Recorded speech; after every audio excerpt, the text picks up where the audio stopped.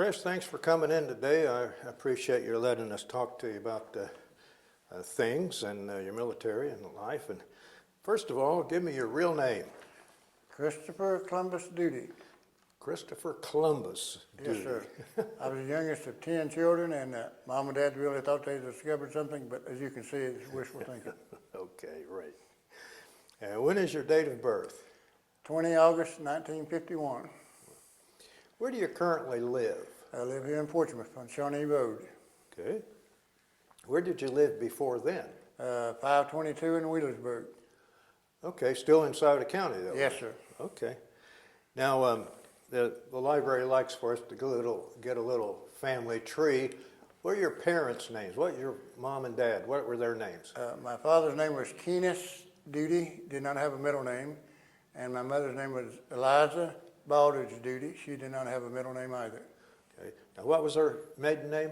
Baldridge. Baldridge. Yes, sir. Okay. Now let me really test you. Your grandparents on your father's side, what were their names?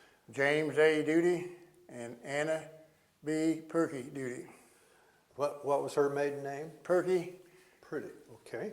And were they all from Sauter County in the area? No, from eastern Kentucky, Johnson County. Okay. Now on your mother's side, what were her parents' names? Her father's name was Ulysses Baldridge, and my grandmother was Ellen Baldridge. Okay. Do you know her maiden name? Oh, Booth, I'm sorry. Booth? Yes. Okay. Now, were they from eastern Kentucky too? Yes. They were all Johnson County people? Yes, sir. Okay. Now, let me see. Can you go back any further than your grandparents? How about your great-grandparents? On my dad's side, my great-grandfather was named William H. Duty, and I do not know any of the rest of them, sir. Okay. How about on your mom's side? Know any of those folks? No one other than, no, sir, I don't. Can't think of anyone.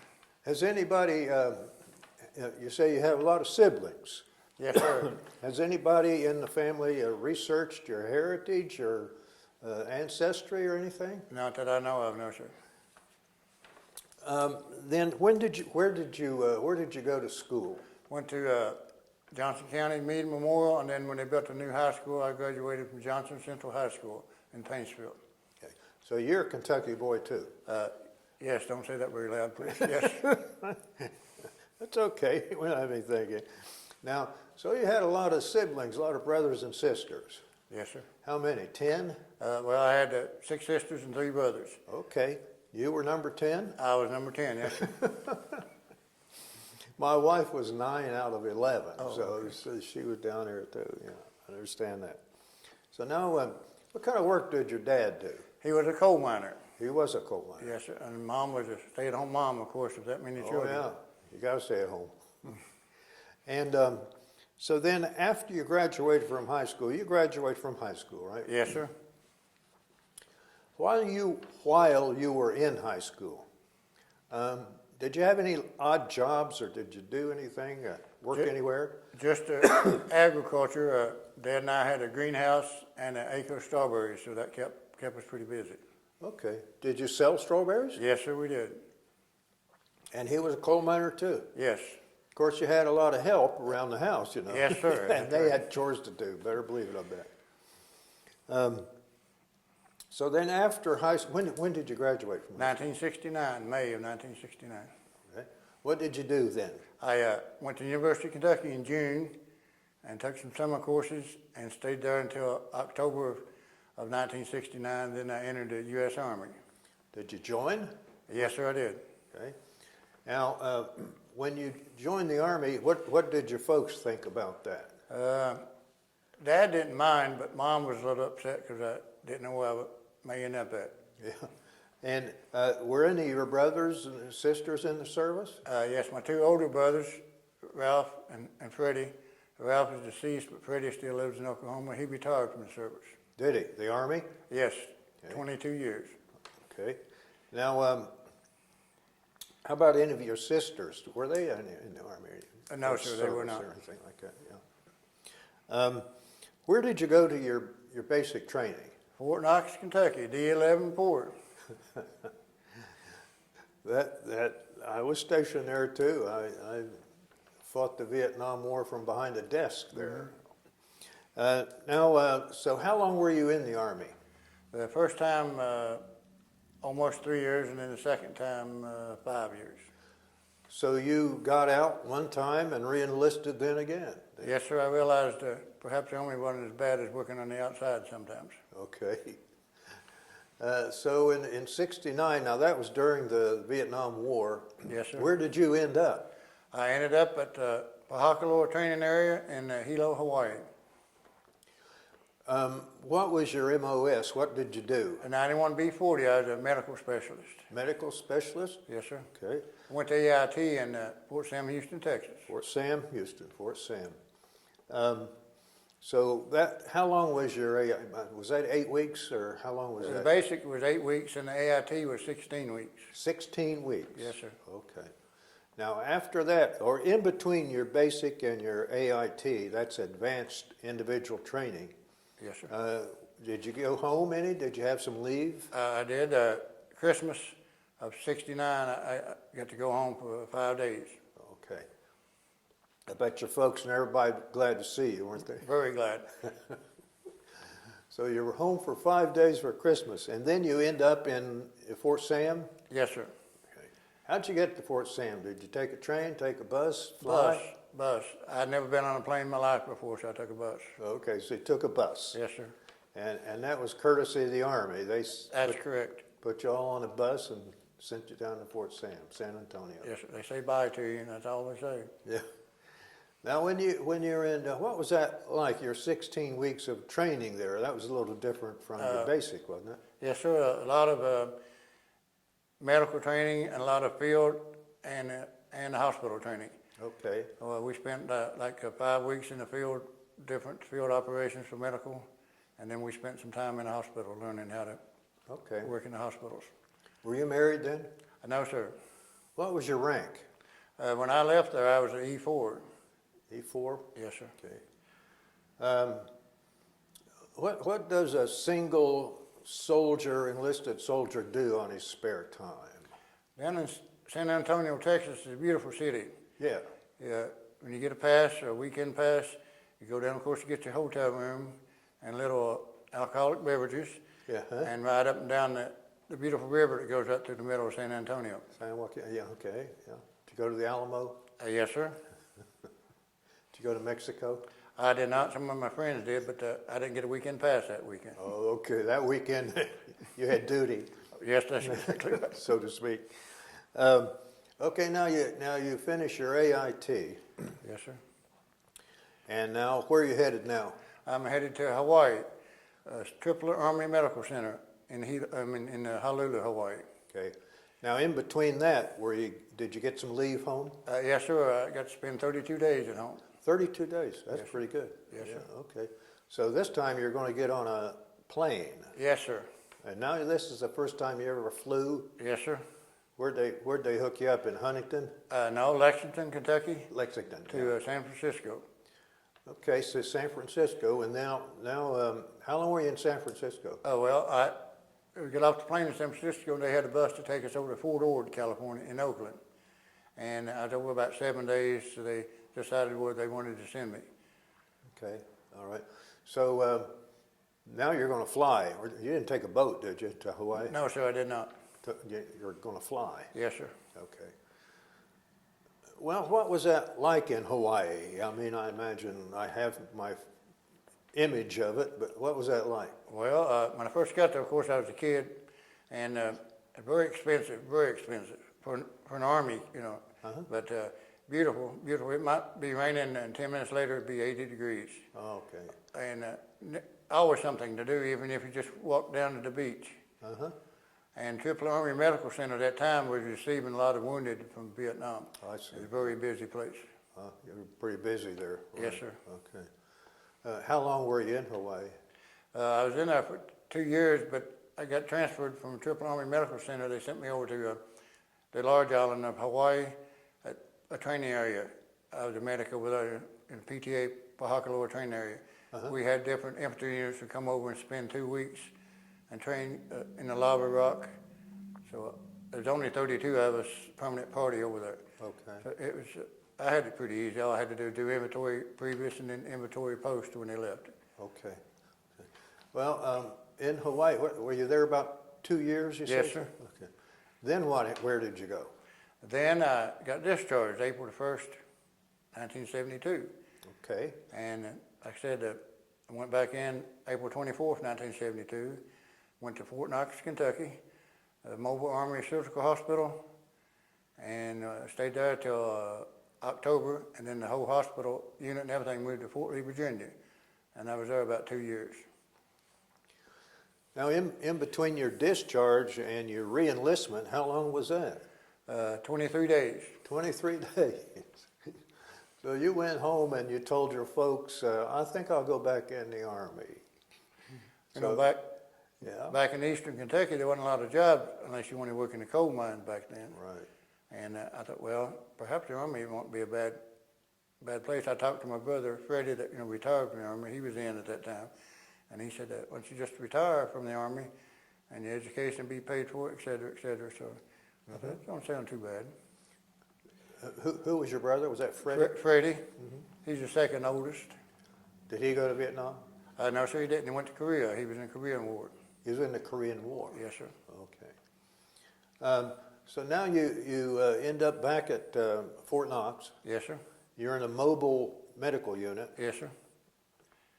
and they're going to send you to Fort Lee. Yes, sir. The entire unit moved to Fort Lee, Virginia. What was that like?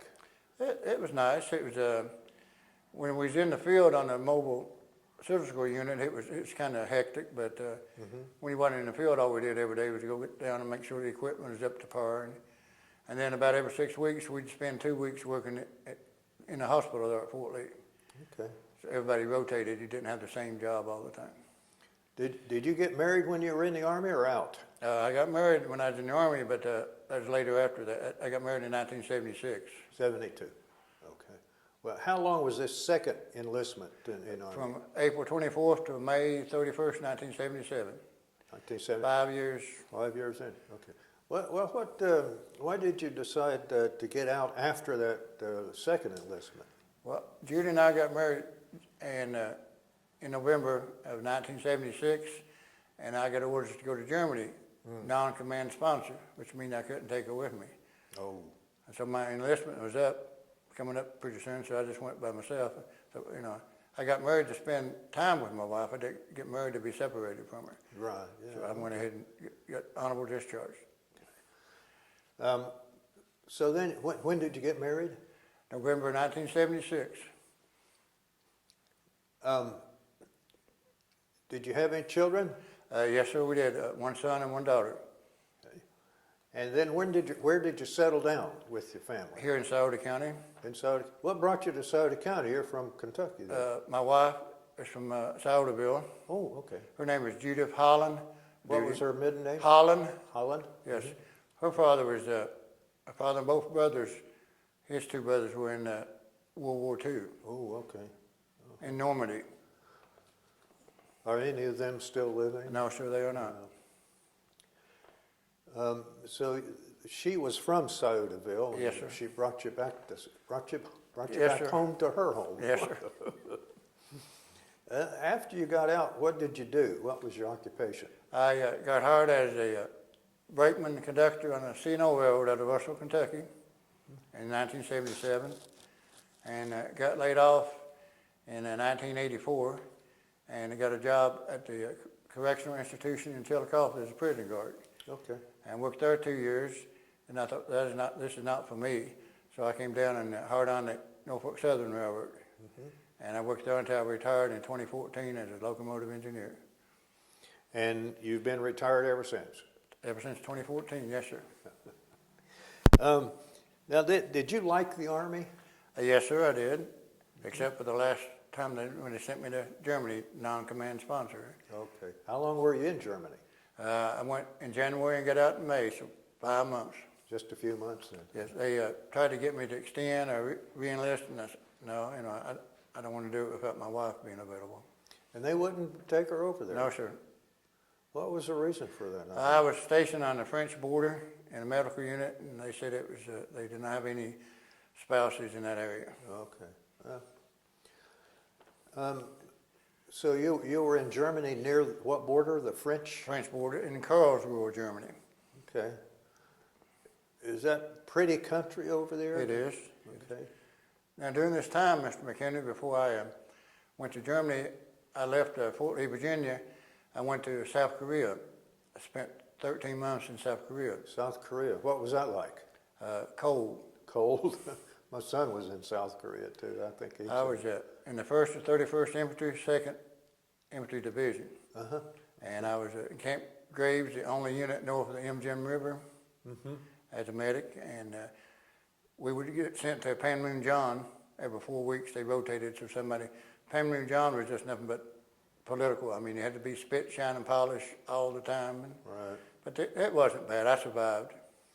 Did they have that big flag there? Yes, sir. Did they? The line across the white line in the center. Yeah. And they walked on one side, and South Korea, and us Americans walked on the other side. What did you think of Korea, other than cold? Very, very crowded. Now, as far as the people in South Korea, the ones I met was very, very appreciative of us being there and treated me very well. I had no problems with any of them. Some of the diet didn't suit me, but I did not have any problems with Some of the who? diets. Some of the food they eat didn't. Yeah. Kimchi or? Kimchi, yes. Well, then, when did you leave Korea? Then? I left Korea in May of 1975. Went to Fort Hood, Texas. Fort Hood. How long were you at Fort Hood there? 75 till I got sent to Germany in January of 77. Okay. That's where I met my wife, Judy, in Fort Hood, Texas. You met her at Fort Hood? Yes. She's from Sodaville. Yes, sir. How'd that? Tell me that story. I think she might have got a boat and went down the river, but no. No, she was previously married, and her and her first husband settled in Fort Hood. I see. And then they got divorced, and she was working down there. And okay. she saw me and couldn't resist. You know how that is. Of course. What'd she work at? Was she working at the PX or something? Exactly. She was a makeup consultant at the PX. Okay. So that's where you met her, and how long were you together? About a week, and then you got married? What was that? About 4 months. I'm just kidding you. No, about 4 months. 4 months, okay. And she's been the one ever since? Yes, sir. I'll be darned. Now, Fort Hood, I was with the 13th Aviation Battalion Medical. I didn't do much flying occasionally, but I took care of the troop medical clinic. Sick call at 6 a.m. in the morning. Yeah, but Okay. So now we're out of the Army, and in fact, we went to work at the C&O. yes, sir. CNO then, now it's Chelsea. And then when did you go to prison?